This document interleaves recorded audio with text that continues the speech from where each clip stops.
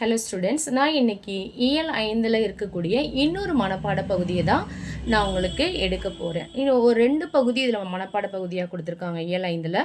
ஒன்று வந்து அருளை பெருக்கி அறிவை திருத்தி, இதில் வரக்கூடியது திருவிளையாடற் புராணத்தில் வரக்கூடியது புண்ணிய புலவீர் அப்படின்ற ஒரு மனப்பாட பகுதி தான். இதில் 9 பாடல்கள் கொடுத்துருக்காங்க. 9வது பகுதி தான் நமக்கு மனப்பாட பகுதியாக கொடுத்துருக்காங்க. இதில் இந்த பாடத்தோட சுருக்கம் என்ன அப்படின்னு சொல்லி கேட்டால், கற்றவருக்கு சென்ற இடமெல்லாம் சிறப்பு. அதாவது ஒரு மன்னருக்கு கூட அந்த நாட்டில் மட்டும்தான் அவருக்கு மரியாதை கிடைக்கும், செல்வாக்கு இருக்கும், பதவி அதிகாரம் எல்லாமே இருக்கும். ஆனால் இன்னொரு நாட்டுக்கு போகும் பொழுது இதே பதவியும் புகழும் இருக்காது. ஆனால் கல்வி கற்றவங்களுக்கு எந்த நாட்டுக்கு போனாலுமே அவங்களுக்கான மரியாதையும் மதிப்பும் கிடைக்கும் அப்படின்றது தான். இப்போ அந்த காலத்தில் இந்த கல்வி அறிவில் சிறந்து விளங்குறவங்க யார் அப்படின்னு சொல்லி நம்ம முக்கியமாக பார்த்தோம் அப்படின்னா, அரசர்கள், அமைச்சர்கள், அப்புறம் புலமை வாய்ந்த கவிஞர்கள், புலவர்கள் அப்படின்னு நம்ம பார்க்குறோம். இப்படிப்பட்ட புலவர்களை மரியாதை செலுத்துறதுல, அவங்களுக்கான வெகுமதி கொடுத்து அவங்கள பாராட்டி அவங்கள மரியாதை கொடுக்கறதுல மன்னர்களும் சிறந்து விளங்கியிருக்காங்க. அந்த மன்னர்கள் இந்த புகழ்ந்து பாடக்கூடிய புலவர்களுக்கு என்ன பண்ணுவாங்க, தன்னுடைய நிலங்களையும் பொருட்கள், செல்வங்கள், யானைகள், ஆடு மாடுகள் இப்படிலாம் கொடுத்து அவங்கள வந்துட்டு பாராட்டுவாங்க. அவங்களுடைய இல்லறம் நடத்துவதற்கு அவங்களுக்கு தேவையான எல்லா வசதி வாய்ப்புகளையுமே அவங்க செஞ்சு கொடுப்பாங்க. இப்படி புலவர்களை மதிப்பது மன்னன் மட்டும் கிடையாது, கடவுள் கூட என்ன பண்ணுவாராம், அவங்களுக்காக அறிவாய் இருந்து என்ன பண்ணுவார், அவங்களுக்காக தூது கூட செல்வார். அப்படிப்பட்டவங்க புலவர்கள். அவ்வளவு கண்ணியத்தோடையும் ஒழுக்கத்தோடையும் அறத்தோடையும் வாழக்கூடியவர்கள் புலவர்கள் அப்படின்னு நமக்கு சொல்கிறாங்க. இந்த பாடப்பகுதியில் நாம் என்ன பார்க்க போகிறோம் அப்படின்னு நம்ம பார்த்தோன்னா, இதில் வந்துட்டு புலவர் வந்து ஒரு அரசரை பற்றி பாட போகிறாரு. யார், பாண்டிய நாட்டு மன்னர் வந்து குசேல பாண்டியனை பற்றி பாடுறாரு. அந்த மன்னர் என்ன பண்ணுறாரு, அந்த புலவரை வந்து அவமதிக்கிறார். இந்த அவமதிப்பை தாங்காத அந்த புலவர் என்ன பண்ணுறாரு, அந்த ஊரில் இருக்கக்கூடிய சிவன் கிட்ட போய் முறையிடுறாரு.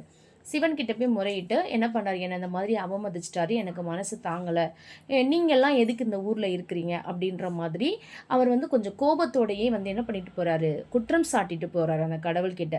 அந்த கதையை தான் நம்ம பார்க்க போகிறோம். கடைசியில் கடவுள் வந்து கோச்சிட்டு போகிறதா நமக்கு காட்டுறாங்க. இப்போ கொஞ்சம் விவரமாக டீட்டெயிலாக நம்ம பார்க்கலாம். ஓகேங்களா? அப்போது இதில் வரக்கூடிய புலவர் யார் அப்படின்னு கேட்டால், இடைக்காடன்ற புலவர் தான். இது எங்கே நடக்குதுன்னு கேட்டால், காண்டமான திரு ஆலவாய் காண்டம் அப்படின்ற இடத்துல தான் நமக்கு நடக்குது. இப்போது பாண்டிய நாட்டு மன்னன் குசேல பாண்டியன் அப்படின்ற மன்னன் வந்து தமிழ் புலமையில் வந்து மிகச்சிறந்து விளங்குறார். நல்ல கல்வி அறிவில் மிகச்சிறந்து விளங்குறார். இப்படி கல்வி அறிவில் மிகச்சிறந்து விளங்கக்கூடியவன் பாண்டிய நாட்டு மன்னனாகிய குசேல பாண்டியன் அப்படின்னு நிறைய பேர் சொல்கிறத இந்த இடைக்காடனார் புலவர் வந்து கேள்விப்படுறார். இந்த இடைக்காடனார் புலவர் யார் அப்படின்னு கேட்டால், கபிலருடைய நண்பர். இந்த கபிலர் யார் அப்படின்னு கேட்டால், புலவர்களையே மிகச்சிறந்து விளங்கக்கூடிய புலவர் அப்படின்னு சொல்லுவாங்க. எக்ஸாம்பிளுக்கு சொல்லணும்னா, கம்பன் வீட்டு கன்றுக்குட்டியும் கவி பாடும். அதாவது அந்த வீட்டில் வளரக்கூடிய கன்றுக்குட்டியோட அம்மா அம்மான்னு கூப்பிடுற அந்த வார்த்தைகள் கூட கேட்பதற்கு கவிதை மாதிரியே இருக்கும். அந்த அளவுக்கு மிகச்சிறந்த புலவர் தான் கபிலர். அப்போ அவருக்கு நண்பராக இருக்கக்கூடிய இடைக்காடனும் எப்படிப்பட்டவராக இருப்பார், அவருக்கும் சலைச்சவராக இருக்க மாட்டார் இல்லையா? அப்போது அவரும் கவிதையில் புலமை வாய்ந்தவராக தான் இருக்கிறார். இப்படிப்பட்ட இடைக்காடனர் என்ன பண்ணுறாரு, எல்லாரும் சொல்கிறத கேட்டுட்டு சரி நம்ம போய் குசேல பாண்டிய மன்னரை போய் நம்ம புகழ்ந்து பாடுவோம் அப்படின்ட்டு அவருடைய அரசவைக்கு போகிறார். அரசவைக்கு போன உடனே இவர் என்ன பண்ணுறாரு, மன்னரை வந்து புகழ்ந்து பாட ஆரம்பிக்கிறார். ஆனால் இந்த மன்னர் என்ன பண்ணுறாரு, கொஞ்சம் கூட தலையை என்ன பண்ணலை, ஒரு அசைச்சு காட்ட கூட பிடிச்சது மாதிரியோ இல்லை பிடிக்காத மாதிரியோ எந்த ஒரு ரியாக்ஷனுமே அவர் வந்து காட்ட கிடையாது. இங்கே பாருங்கள், இதில் சுற்றி புலவர்கள் நிற்கிறாங்க. நடுவில் வந்துட்டு இடைக்காடனர் புலவர் இருக்கிறாரு, இங்கே வந்து மன்னர் இருக்கிறாங்க. இந்த பகுதிகளில் பார்த்தோம்னா அந்த பணிப்பெண்கள் எல்லாருமே இருக்காங்க. அந்த அரண்மனை வந்து அவ்வளோ அழகாக டெக்கரேட் பண்ணியிருக்காங்க பாருங்கள். கீழே மலர்கள் எல்லாம் தூவி அவருக்கு நல்ல ஒரு நாற்காலியை டெக்கரேட் பண்ணி அவருக்கு மாலை போட்டு பாதத்தில் பாருங்கள் பெரிய ஒரு தட்டு வச்சு கும்பம், இது வந்து கும்பம் இல்லையா, கும்ப ஆரத்தி விளக்கெல்லாம் அலங்கரிக்கப்பட்டிருக்கதா காட்டிருக்காங்க. இந்த மனப்பாட பகுதியில் வரக்கூடிய அந்த பாடலுக்கான சரியான விளக்கப்படம் தான் இந்த பகுதியாக நமக்கு வந்து இருக்குது. இப்போது இந்த இடைக்காடனார் வந்துட்டு அப்படி எந்த ஒரு ரியாக்ஷனுமே மன்னர் வந்து கொடுக்கவே இல்லை. இதனால் அவருக்கு வந்து ரொம்ப மனசு உடைஞ்சு போகிறார். என்ன இவரை பற்றி எல்லாருமே அப்படி ஆக ஓகோன்னு சொல்லி பாராட்டினாங்க. ஆனால் நம்முடைய கவிதையை நம்முடைய புலவர் நம்ம பாடின கவிதையை பாராட்டி ஒரு சின்ன ஒரு ஒரு ஒரு ஒரு விஷயத்துக்காக கூட அவர் தலையை ஆட்டக்கூட இல்லையே, என்ன மன்னராக இருப்பார் அப்படின்னு சொல்லிட்டு இவர் என்ன பண்ணுறாரு, அந்த ஊரில் இருக்கக்கூடிய இறைவனை நோக்கி அவர் போகிறார். போய் இறைவன்கிட்ட பாடுறார். பாடி என்ன பண்ணுறாரு, சொல்கிறாரு இந்த மாதிரி. இறைவனுக்கிட்ட போய் சொன்ன உடனே இறைவன் என்ன முடிவெடுக்கிறார், இந்த மன்னனுக்கு நாம் நல்லபடியாக பாடம் புகட்ட வேண்டும் அப்படின்ட்டு அந்த ஊரில் இருக்கிற கடம்பவனம், ஓகே, கடம்பவனம் சோலையில் கடம்பவனத்தில் இருக்கிற கோவிலை விட்டு விட்டு என்ன பண்ணுறாரு, திரு ஆலவாயில் போய் தங்குறார். எங்கே இருக்குது, இந்த வடக்கு பக்கம் போயிட்டு வடக்கு சைடுலேருந்து தெற்கு பகுதியை நோக்கி அவர் கோச்சிட்டு போய் இறைவன் வந்துட்டு இருக்கிறார். எதுக்காக அவர் அப்படி கோச்சிட்டு போய் இருக்கிறார் அப்படின்னு சொல்லி நாம் பார்த்தோம் அப்படின்னா, இந்த புலவர் சாதாரணமாக போய் கம்ப்ளைண்ட் பண்ண கிடையாது. சாதாரணமாக போயிட்டு நமக்கு கம்ப்ளைண்ட் வந்து பண்ண கிடையாது. எப்படி போய் கம்ப்ளைண்ட் பண்ணுறாரு அப்படின்னு சொல்லி நம்ம பார்த்தோம் அப்படின்னு சொன்னால், இந்த மாதிரி உங்களுடைய உமாதேவி இல்லையா, உமாதேவி யார், சிவனுடைய துணைவியார் இல்லையா, இப்படி அவர் என்னை மட்டும் அந்த மன்னர் என்னை அவமதிக்கலை, நான் போய் பாடினேன், மன்னரை வந்து புகழ்ந்து பாடினேன், அவர் கொஞ்சம் கூட தலையை கூட அசைச்சு காட்டலை, அந்தளவுக்கு என்னுடைய புலமையை வந்து அவர் அவமதிச்சிட்டார். அதை அவமதித்தது என்னை மட்டும் கிடையாது, உம்முடைய துணைவியான உமாதேவியும் வந்து அவமதிச்சிருக்கார், உங்களையும் அவமதிச்சிருக்காதான் அர்த்தம் அப்படின்னு சொல்லி சொல்கிறார்.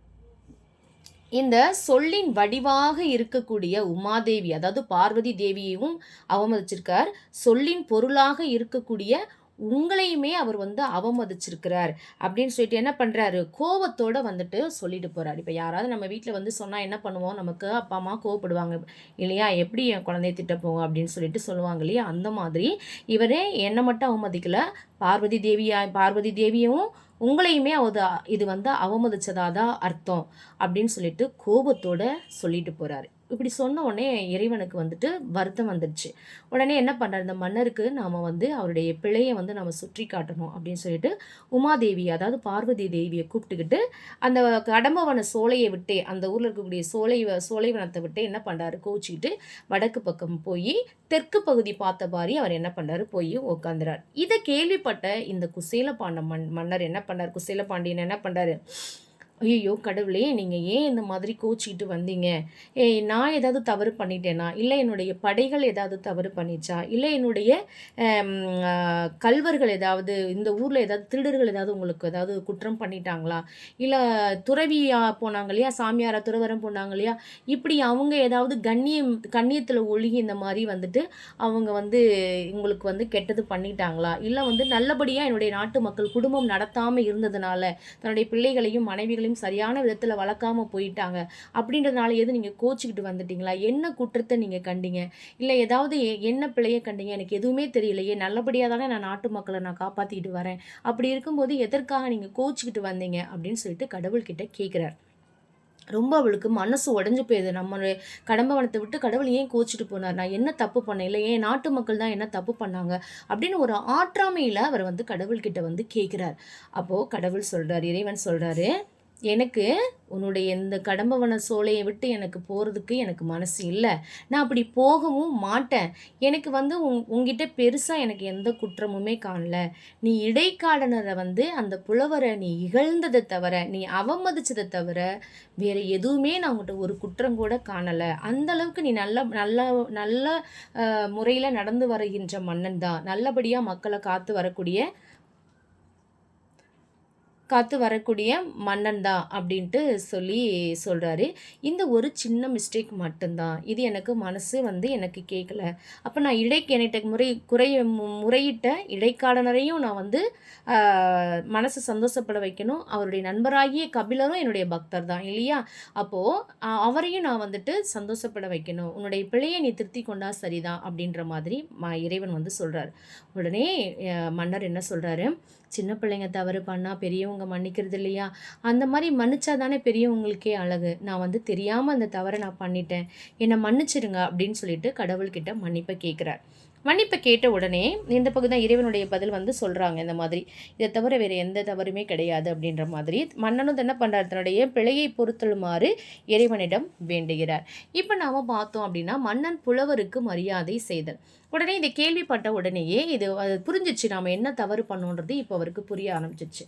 உடனே வந்து தன்னுடைய அரண்மனைக்கு வந்துட்டு இந்த மாதிரி முரசு அறிவிக்கிறார். இந்த மாதிரி அந்த மன்னர்கள் எல்லாம் வாங்க அப்படின்னு சொல்லிட்டு அரண்மனை எல்லாத்தையும் மிக அழகாக அவர் வந்து அலங்கரிக்கிறார், டெக்கரேட் பண்ணுறாரு. அன்றலர்ந்த மலர்கள் அப்படின்னா ஒரு தெய்வத்துக்கு நாம் என்ன பண்ணணும், அன்னன்னைக்கு பூத்த மலர்களை தான் நாம் வந்து இப்போ கடவுளுக்கு வந்து ப்ரேயருக்கு நாம் வந்துட்டு செலுத்தணும், மாலையாக செலுத்தணும், இல்லை மலர் மாலையாக பூ தூவுறது இல்லையா, இந்த மாதிரிலாம் பண்ணணும். இப்போல்லாம் நம்ம என்ன பண்ணுறோம், நாளைக்கு சுப முகூர்த்த நாள், இல்லை நாளைக்கு பூ கிடைக்காது, இல்லை நாளைக்கு வெள்ளிக்கிழமைன்றதுனால மெஜாரிட்டியாக நிறைய பேர் வாங்குவாங்க. ஸோ ப்ரீவியஸ் டே முதல் நாளே நம்ம பூவை வாங்கி வச்சிடலாம். இப்படிலாம் நம்ம என்ன பண்ணுறோம், தன்னுடைய பூக்களை இந்த மாதிரி வாங்கிக்கிறோம். பட் அது மிகப்பெரிய தவறு. கடவுளுக்குன்னு வாங்கக்கூடிய பூவை அன்றன்றைக்கு மலர்கின்ற பூக்களை மட்டும்தான் நாம் என்ன பண்ணணும், எடுத்து கடவுளுக்கு சாத்த வேண்டும் அப்படின்ட்டு நம்மளுடைய தமிழ் சங்கங்கள், நம்முடைய முன்னோர்கள் சொல்லியிருக்கிறாங்க. நம்முடைய இலக்கியங்கள் கூட அப்படி தான் நமக்கு சொல்லுது. அப்போது அந்த அரண்மனையை அன்றலர்ந்த மலர்கள் அன்னன்னைக்கு பூத்த மலர்களை வச்சு பயங்கரமாக டெக்கரேட் பண்ணுறாரு. மாடத்தில் விளக்குகள்லாம் தொங்க விடப்பட்டிருக்கு. கவரி வீசக்கூடிய பெண்கள், கவரியால் ரொம்ப ரொம்ப அருமையாக பார்க்கறதுக்கே மிக பிரம்மாண்டமாக அன்றைக்கி ஏதோ ஊர் திருவிழா மாதிரி அந்த அரண்மனை வந்து டெக்கரேட் பண்ணப்பட்டிருக்கு. அதோட அந்த ஊரில் இருக்கக்கூடிய, அந்த நாட்டில் இருக்கக்கூடிய புலவர்கள் எல்லாம் வரவழைச்சிட்டு அவங்களையும் சுற்றி நிற்க வச்சுட்டு இந்த இடைக்காடனர் புலவரையும் என்ன பண்ணாரு, பெரியதொரு நாற்காலியை அலங்கரித்து அவரை உட்கார வச்சு என்ன பண்ணுறாரு, புலவர்களே, எல்லா புலவர்கள்ட்டையும் மன்னிப்பு கேட்குறார். நான் இடைக்காடருக்கு பெரிய ஒரு குற்றம் பண்ணிட்டேன். இந்த குற்றத்தை எல்லாம் நீங்கள் என்ன பண்ணுங்கள், புண்ணிய புலவீர், அதாவது புண்ணியம் செய்த புலவர்கள் எல்லாருமே கேளுங்க. நான் என்ன பண்ணிட்டேன், இப்போது இடைக்காடனருக்கு நிறைய குற்றம் பண்ணிட்டேன், பெரியதொரு குற்றம் பண்ணிட்டேன். இந்த குற்றத்தை எல்லாம் நீங்கள் பொறுக்க வேண்டும் என பரவி தாழ்ந்தானது தன்னுடைய சிரம் தாழ்ந்து அவர் என்ன பண்ணார், தாழ்ந்து பணிந்து அவர்கிட்ட அந்த புலவர்கள்ட்ட வந்து தன்னை மன்னிச்சுக்கிடுமாறு கேட்குறாரு. அப்போது நுண்ணிய கேள்வி யோரும்னா என்னது, நுண்ணிய கேள்வி யோரும்னா நல்லதொரு சிறந்த அறிவுடைய மன்னர்கள் இல்லையா, அந்த சிறந்த மன்னர்கள் என்ன சொல்கிறாரு, புலவர்கள் சொல்கிறாங்க, நீங்கள் இந்த மாதிரி பணிந்து இனிமையாக நீங்கள் மன்னிப்பு கேட்ட விதம் வந்து நுவன்ற சொல்லாம்னா என்னது, சொல்லிய அவர்கள் சொன்ன நீங்கள் கேட்ட அந்த மன்னிப்பு எங்களுடைய பயங்கரமாக உங்கள் மேலே இருந்த கோபமெல்லாம் என்ன ஆயிடுச்சு, தண்ணிய அமுதால் எங்கள் கோபத்தை தணிந்தது என்ன அப்படின்றாங்க. நீங்கள் கேட்ட விதமும், நீங்கள் பணிந்து அந்த தன்னுடைய தவற்றை உணர்ந்த விதமும் உங்கள் மேலே இருந்த கோவத்தை எல்லாம் போயிடுச்சு, நாங்கள் உங்களை மன்னிச்சிட்டோம் அப்படின்ட்டு இந்த புலவர்கள் சொல்கிறாங்க. இதுதான் நமக்கு மனப்பாட பகுதியாக கொடுத்துருக்காங்க. புண்ணிய புலவீர் யான் இப்பொழுது இடைக்காடனர்க்கு பண்ணிய குற்றம் எல்லாம் பொறுக்க என பரவி தாழ்ந்தான். நுண்ணிய கேள்வியோரும் மன்னனி நுவன்ற சொல்லாம் தண்ணிய அமுதால் எங்கள் கோபத்தை தணிந்தது என்ன அப்படின்னு சொல்லி கொடுத்துருக்குறாங்க. ஓகேவா, இதுதான் நமக்கு பகுதியாக கொடுத்துருக்காங்க. நான் இதை வந்து சொர்க்கமே என்றாலும் அப்படின்ற பாடலிலேயே இளையராஜாவோட பாடலாக உங்களுக்கு எடுத்திருக்கேன். புண்ணிய புலவீர் யான் இப்பொழுது ஈடை காடனர்க்கு பண்ணிய குற்றம் எல்லாம் பொறுக்க என பரவி தாழ்ந்தார். நுண்ணிய கேள்வியோரும் மன்னனி நுவன்று சொல்லாம் தண்ணிய அமுதால் எங்கள் கோபத்தை தணிந்தது என்ன. இந்த பரஞ்சோதி முனிவர் தான் நமக்கு இந்த பகுதியை நமக்கு கொடுத்துருக்கிறார் ஆசிரியர் வந்து. ஸோ இந்த பகுதி தான் நமக்கு திருவிளையாடற் புராணத்தில் கொடுத்துருக்காங்க. இந்த பகுதியில் உங்களுக்கு மிக பொருள் விளக்கமாக இதுதான் நமக்கு கொடுத்துருக்குறாங்க. இதை நீங்கள் படித்து பார்த்தாலே மிஸ்ஸு சொன்ன எல்லாமே உங்களுக்கு மிக தெளிவாக உங்களுக்கு இதுக்குள்ளே இருக்கும். ஓகேங்களா, இதுதான் இந்த திருவிளையாடற் புராணத்துடைய ரத்தின சுருக்கமான கதை. ஓகேவா, நீங்கள் படித்து மனப்பாட பகுதியை நீங்கள் இது பண்ணுங்கள். இன்னொரு விஷயம் இங்கே என்ன அப்படின்னு சொல்லி கொடுத்தா, புலவர்களை எப்படி வந்து மதிப்பு கொடுத்துருக்காங்க, மரியாதை செலுத்திருக்காங்க, ஒரு எக்ஸாம்பிள் கொடுத்துருக்காங்க. அதாவது ஒரு புலவர், எந்த புலவர், மோசிகீரனார் அப்படின்ற புலவர் மன்னனை பார்க்குறதுக்காக வரார். இந்த மாதிரி கவிதை பாடி அவர்கிட்ட ஏதாவது பொருள் வாங்கிட்டு போகலாம் அப்படின்னு சொல்லிட்டு வரார். அப்படி வரும்பொழுது அவர் நடந்து வந்த களைப்பால் என்ன பண்ணுறாரு, அரண்மனையில் இருக்கக்கூடிய அந்த கட்டில் அவர் போய் படுத்து தூங்கிடுறாரு. இதை பார்த்த மற்றவர்களுக்கு எல்லாருமே கொஞ்சம் கோபம், என்னது இவர் வந்த உடனே அரசருடைய கட்டிலில் வந்து படுத்துட்டாரு அப்படின்னு சொல்லிட்டு கோபத்தோடு இருக்காங்க. மன்னர் பார்த்தா என்ன நினைப்பார், எவ்வளோ பெரிய தப்பு பண்ணிட்டாரு அப்படின்னு. ஆனால் இந்த தகடூர் எரிந்த பெருஞ்சேரல் இரும்பொறை அப்படின்ற அந்த மன்னர், ஓகேங்களா, அந்த மன்னருடைய கட்டில் தான் அந்த மூசிக்கீரனார் புலவர் வந்து படுத்துக்கிறார். அவர் என்ன பண்ணுறாருனா, அந்த புலவர் வந்து அயர்ந்து, அதாவது கால அசதியால் அவர் வந்து படுத்திருக்கிறாரு. அவருடைய உறக்கத்தை நாம் என்ன பண்ணக்கூடாது, கெடுக்கக்கூடாது அப்படின்னு சொல்லிட்டு அவருக்கு வேர்க்க ஆரம்பிக்குது அந்த புலவருக்கு வந்துட்டு.